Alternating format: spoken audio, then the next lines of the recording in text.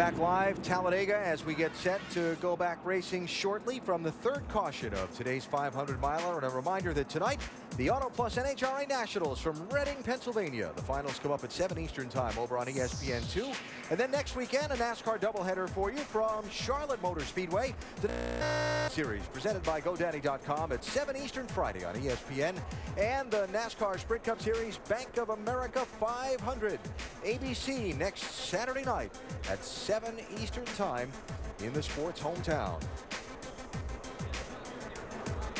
So we ask you to tweet us your seat and follow us on Twitter at NASCAR ESPN and the hashtag being Pit Studio. Some interesting thoughts here. Junior was running behind the leaders, like this young lady at one point, hoping to get the lucky dog.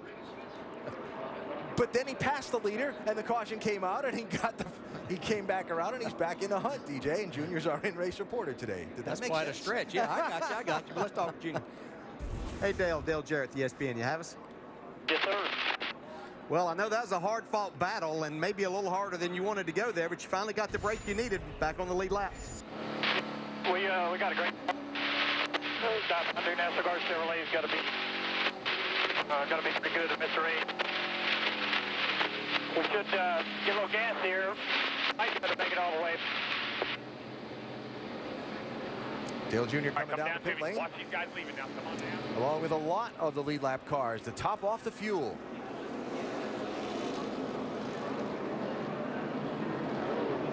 Wait on me. Wait on me. Hold on. All right, go ahead. One lane.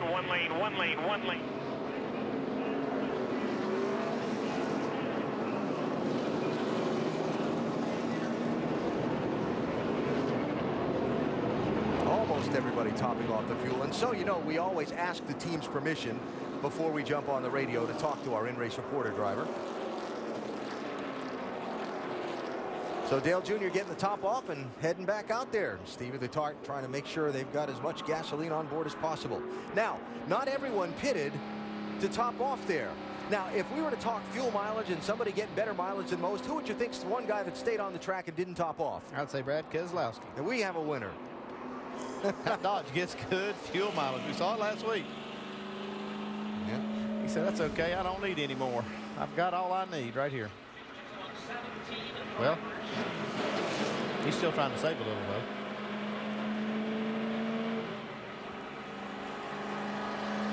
Well, that tells me that they're finished with that run at the back strategy, because if he wanted to do that, he would have pitted, got a little fuel, restarted in the rear. I think he's planning on just staying up front to the end now. Now, also, if he can. Also interesting in this twist of things, Kyle Busch, the free pass car, yes, he's up there in third position because he pitted a lap after the leaders did, which you do as the free pass car. And when all these other guys came back in and topped off, he stayed out. Yeah, normally he would have to start at the tail end of everyone, but because all those cars made a second pit stop, he's able to retain that position. He's saying, thank you, guys. I'll take it. So Brad Keselowski, second place now. Casey Mears, the race leader. As we get set to go back racing with what will be 45 laps to go and 31 cars on the lead lap.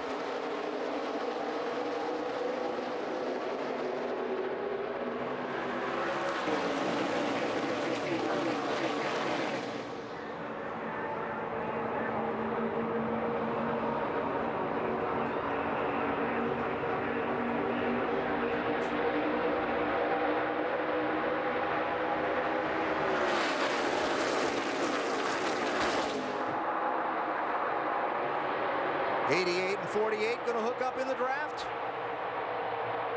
And is something going to get crazy in front of them? Greg Biffle goes to the lead. 36 car Dave Blaney is one lap down.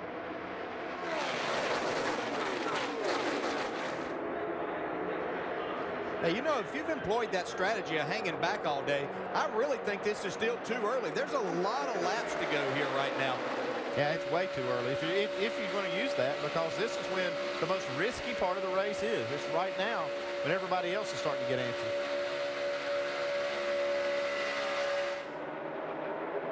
But it does totally go against what most race drivers want to do.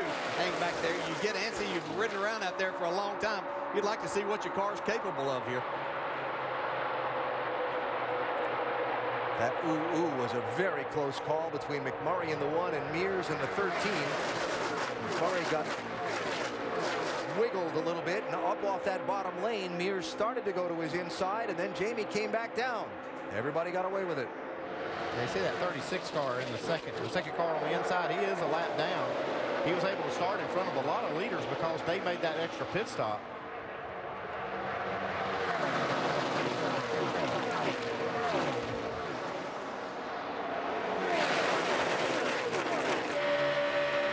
Brad Keselowski. Now, I agree in Brad's case where he started up front here on this restart, even though he's been hanging back a lot of this race, you're up there. You got to try to keep that track position that you have right now. Whoa. We're going to see that ramp up a lot here. The bumping's going to get a little bit harder. The holes are going to get closed up quicker. Kevin Harvick, 29. Looking for a piece of the lead. Got it that lap.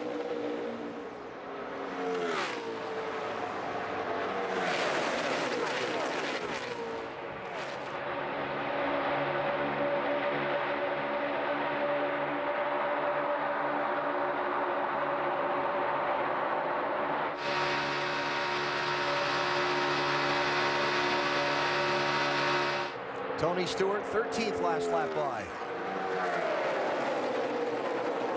Yeah, this will be the first time we've really seen Smoke up in the mix all day long. He started with that strategy of hanging out at the back to avoid anything that may happen. Haven't really seen anything happen, but now it's time to go for him. Well, we haven't seen what he can do. I know that you picked him at the beginning of the show. He was your favorite to win this thing, and he hasn't really shown us anything, but I don't think it was time for him. Like you said, it's not time for you to go yet, right?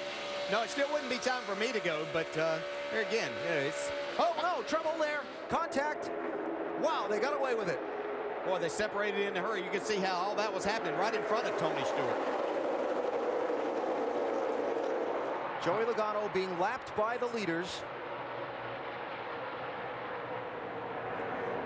But it looked like the trouble was around the 43 car of Eric Almirola there with some contact between cars. Greg Biffle back to the lead.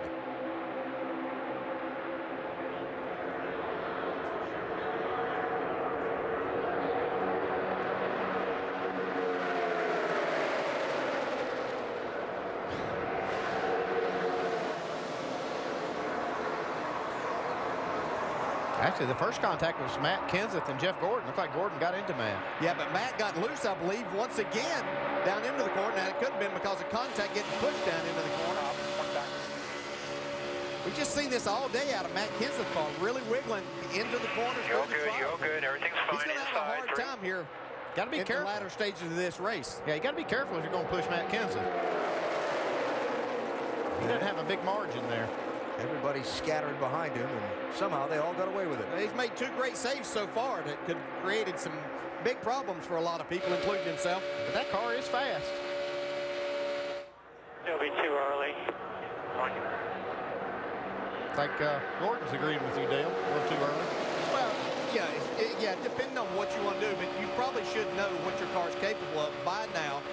And I would think that most of the time, 15 laps is a long time around here. That should be plenty of time to work your way from 25th spot to the front. It's perspective. We've still got 100 miles to go. 100 miles. That's a lot of racing. And a lot of drivers have worn thin on patience here by now, so some things are going to happen here. All the accidents in the May race happened in the late stages of the race. 24 cars involved in accidents that happened after lap 143. We're at lap 149 now. For the lead, McMurray in the 1.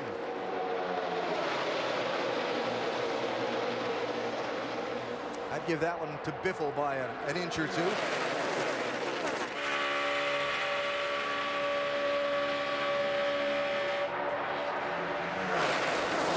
You have to wonder, after Kyle Busch had to pit last week and staying out this last time after getting that free pass, might be saying that he can't make it on fuel. Either that or says that he can and didn't need to come back in. Or that they'd rather take the track position and be up front and expect that, like we were just talking about a minute ago, the closer we get to the finish of this thing, the more likely something's going to happen. You know, that's what bit him last week, though. I understand. Let's talk a little mileage and strategy. Doc? We mentioned one of the best cars all day long has been the one car, Jimmy McMurray. But Bono, you guys concerned about fuel? How short are you? Well, I think we're with the rest of the field. You know, we're probably a half to 1 lap short, but we feel like ECR Power is a good mix between power and mileage. And maybe the Fords and some of the other guys are a little bit shorter than us. So I think everyone's in the same boat. One caution, I think we'll be okay. But we're staying out from here on and trying to get the win. Mileage aside, do you have the best race car here? Well, I think we have a really good race car. Very equal today. Looks like, we've been up front all day, so I'd say we have a pretty good Bass Pro Chevy. All right, a lot of concerns here, maybe a half a lap shy on the one car. Alan? All right, Doc. McMurray going to lead that lap by half a hood. Yeah, he's got a equal race car and an excellent driver at these tracks, so that's pretty good. Boy, he needs a good finish. Look at that. Last top 5 finish was Bristol last year. 3 of McMurray's 6 wins coming at either Daytona or Talladega in the drafting races. He's in the hunt today, led the second most laps in this race so far. We still have 31 cars on the lead lap and just less than 100 miles to go. How's it all going to turn out? We'll go NASCAR Nonstop, presented by Pentel.